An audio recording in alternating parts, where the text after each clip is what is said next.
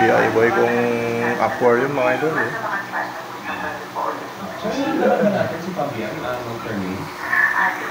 Akong gumawa nito, stand.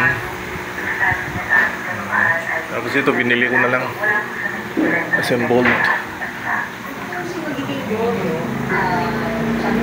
Ito na rin mag-setup sa mga plants niya, sa goldfish.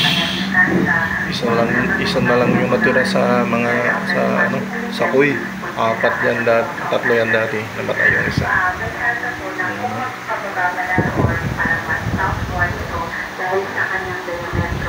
Regalo ka kay misis.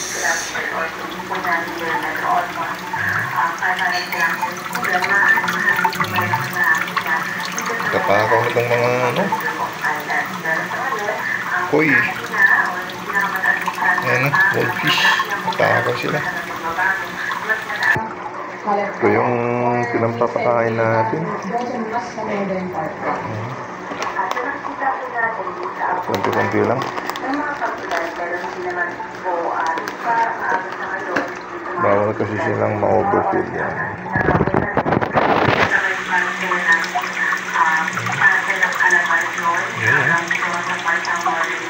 Ang sigla na.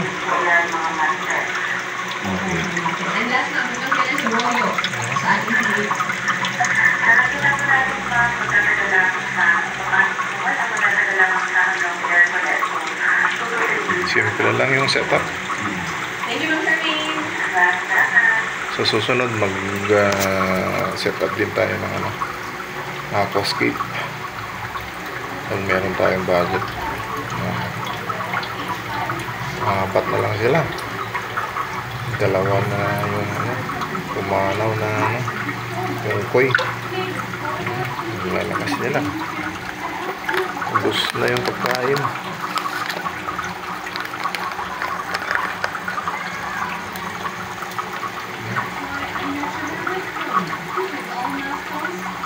Yan, hindi na yata nila napapansin.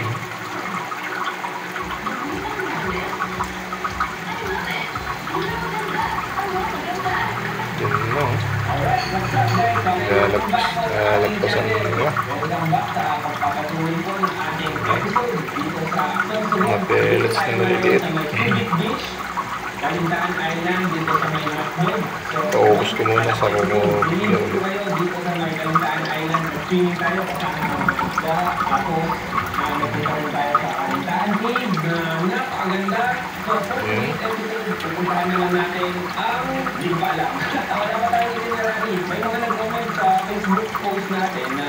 Nakaka-inspire din kasi at saka nakaka-tanggal ng stress kung mag-alaga ng ganito, isda.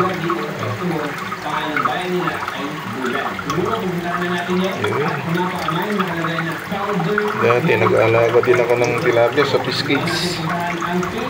Yan ang magandang pakainin kasi tatakaw nilang, dami nilang. Libo sa isang cage. Libong fingerlings. Ang magka-budget, dagdagan ulit natin itong goldfish. Sayang yung coin matay. Dalawa yung namatay. Gusto nyo